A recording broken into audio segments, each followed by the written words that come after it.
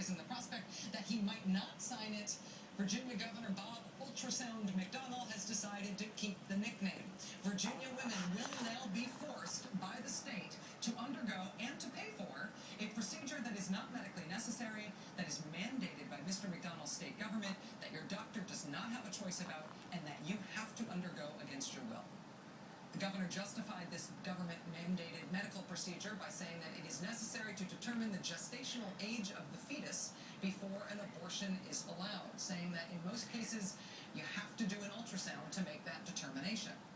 But for the majority of abortions, the jelly-on-the-belly abdominal ultrasound that is now mandated by this bill will not help determine gestational age. The only kind of ultrasound that will give you that information is this kind. The internal transvaginal probe kind, which has made the VP next to Bob McDonnell's name stand not so much for vice president anymore as for vaginal probe. An earlier version of the bill that was supported by Governor McDonnell would have mandated a vaginal probe ultrasound. The amended version of the bill that he signed mandates the other kind of ultrasound, but it says if that ultrasound doesn't help determine the gestational age, and in most cases it won't, the woman has to be offered the internal vaginal probe ultrasound. If she says no to the vaginal probe one, is she still allowed to have an abortion in Virginia? Unclear.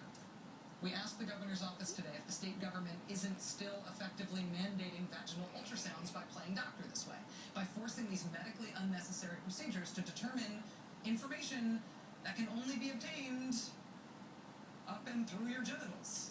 Again, by order of the state. We've had no answer from the governor's office on that yet, but the governor has signed this bill into law.